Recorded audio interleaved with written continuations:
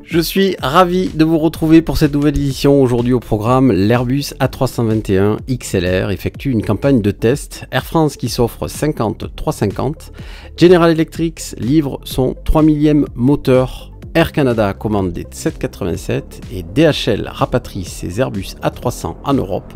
Bienvenue sur la chaîne Aéro. 54 ans après le premier vol du Concorde en 1969, prenons à présent des nouvelles de la société Boom Technology.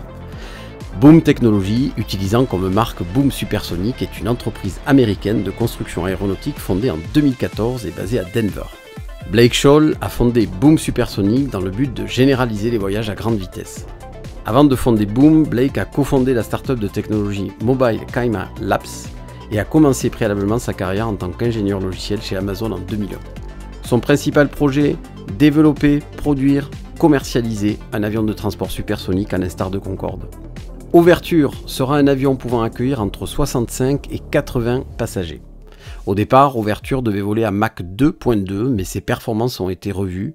Il volera à une vitesse de Mach 1.7. Sa distance franchissable sera de 4250 nautiques, soit près de 8000 km. Et l'avion pourra relier Tokyo à Seattle en 4h30 contre 9h30 en 787 actuellement. Le démonstrateur monoplace triréacteur, le XB1, est présenté le 7 octobre 2020. Son premier vol est alors prévu pour 2021, puis décalé en 2022 et 2023. À l'heure actuelle, le démonstrateur est toujours en phase de test au sol et nous attendons son premier vol. L'Ouverture Super Factory est une usine de fabrication de pointe située sur un campus de 62 hectares à l'aéroport international Piedmont Triad à Greensboro en Caroline du Nord. La construction du site a commencé en janvier 2023 et depuis lors, Boom a construit le campus par section en se concentrant d'abord sur la chaîne d'assemblage finale où Boom aura la capacité de produire 33 avions, à terme 66 unités par an. En septembre, l'usine reçoit sa première poutre structurelle et ses murs latéraux témoignent de l'avancée des travaux. Et c'est une information de dernière minute. D'après Aerobuzz, début octobre, Boom Supersonic a entamé la première phase administrative de certification. La société a reçu le premier document appelé G1 qui précise les attentes de la FAA en termes de certification de navigabilité. La première phase sera dédiée aux normes environnementales. C'est donc une affaire à suivre. Vous l'avez probablement vu dans la presse, mais pour ses 90 ans, Air France s'offre l'accélération du renouvellement de sa flotte en confirmant une commande de 50 Airbus A350 avec une option pour 40 appareils supplémentaires. Ces commandes seront affectées à Air France mais aussi à KLM et les premières livraisons sont attendues pour 2026 et se termineront en 2030. Ces appareils, capables selon la version d'embarquer jusqu'à 410 passagers sur 16 000 km, permettent une réduction de 25% de la consommation de carburant par rapport aux avions de génération précédente et une baisse de 40% de leur empreinte sonore. L'A350 jouera un rôle clé dans l'atteinte de nos objectifs ambitieux en matière de décarbonation, dont celui d'atteindre moins de 30% d'émissions de CO2 par passager d'ici 2030 et par rapport à 2019, selon le directeur général du groupe Benjamin Smith. Comme le souligne le journal Les Échos, cette commande est la plus importante de l'histoire d'Air France KLM, derrière celle de 100 Airbus moyen courrier à la fin de l'année 2021. Elle vise à remplacer les 33 Boeing 777-200 et 26 330 d'ancienne génération des deux compagnies. Elle portera tant sur des Airbus A350-900 que sur des Airbus A350-1000 dont la répartition n'est pas encore connue. Une campagne de test de l'Airbus A321 XLR s'est déroulée du 13 septembre au 22 septembre. La version XLR a été dévoilée lors de la 53e édition du Salon du Bourget en 2019. Boeing se voit alors devancer sur son projet de MOM, Middle of Market, milieu de marché, avec le supposé Boeing 797 abandonné depuis. En effet, le rayon d'action de l'Airbus A321 a été augmenté de 700 nautiques, pour un total de 4700 nautiques, environ 8700 km. Il a effectué son premier vol le 15 juin 2022 et sa mise en service à aujourd'hui est prévue au deuxième trimestre 2024. La version XLR est une version améliorée de l'Airbus A321 Neo. En effet, son rayon d'action est de 15% supérieur au long range, qui a lui-même une autonomie 15% supérieure à l'Airbus A321 standard. Ces performances sont dues à des améliorations moteurs, aérodynamiques introduites sur l'Airbus A321 Neo, ainsi qu'une masse maximale au décollage plus élevée, combinée à une capacité de carburant supplémentaire. Cet appareil vient clairement bouleverser le long courrier traditionnel, déjà bouleversé préalablement par une recherche d'optimisation des coûts, avec la disparition progressive des quadriréacteurs, comme le 340, le 47 et le 380. L'Airbus A321 XLR ouvre clairement les nouveaux marchés des monocouloirs long courrier. Il introduit la flexibilité nécessaire pour ajouter de la capacité, ouvrir de nouvelles routes ou même continuer à exploiter celles existantes lorsque la demande est variable.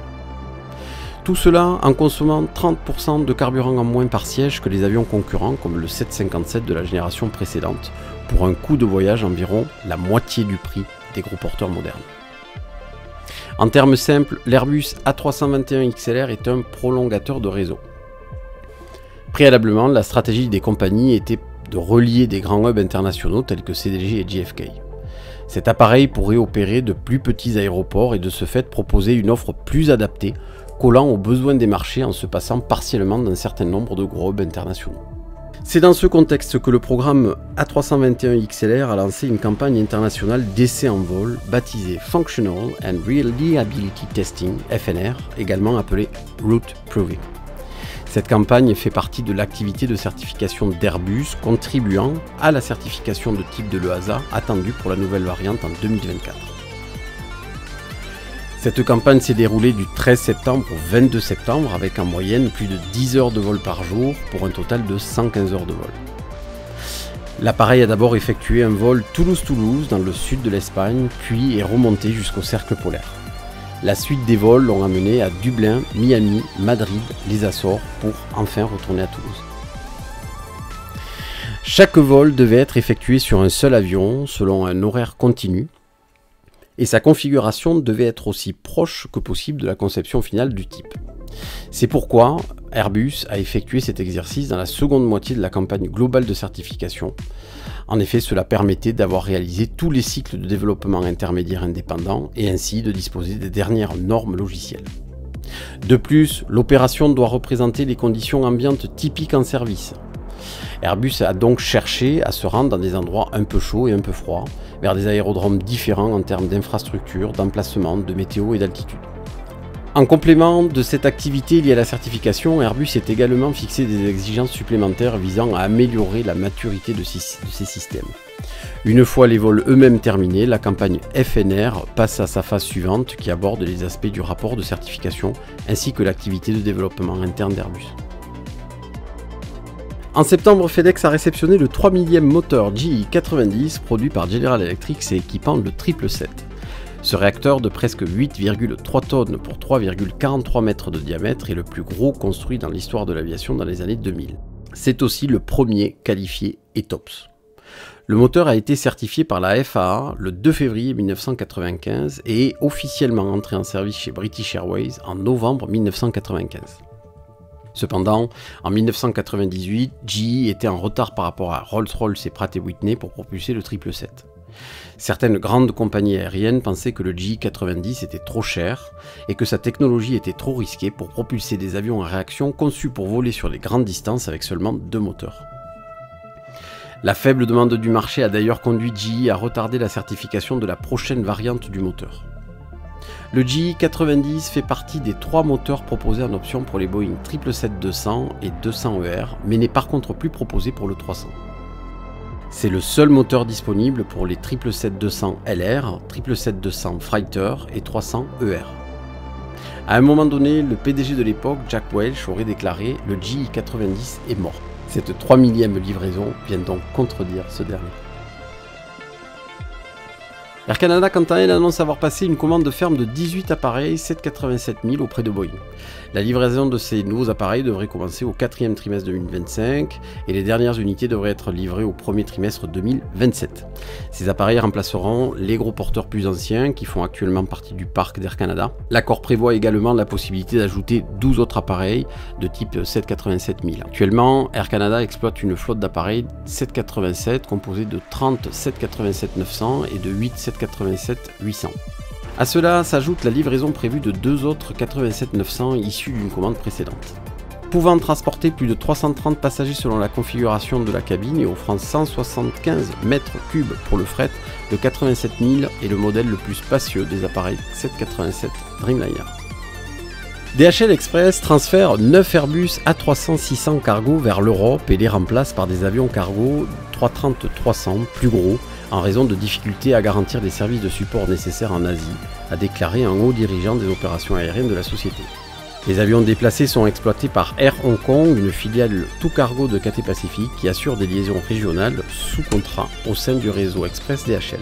DHL, en tant que seule compagnie aérienne à utiliser le 300-600 en Asie, n'a plus accès à un vaste écosystème de services, y compris la maintenance, autrefois disponible lorsque le type d'avion était en service auprès de plusieurs compagnies aériennes. Les avions sont donc transférés en Europe où ils peuvent recevoir une meilleure attention à moindre coût, a déclaré Malcolm Macbeth, vice-président directeur de la gestion mondiale de la flotte aérienne, lors d'un petit rassemblement d'investisseurs et de dirigeants de compagnies aériennes dans le secteur du fret. Si vous avez aimé cette vidéo, abonnez-vous, laissez un pouce bleu et des commentaires pour l'amélioration. Je vous souhaite une bonne semaine et à la semaine prochaine sur la chaîne de l'aéro.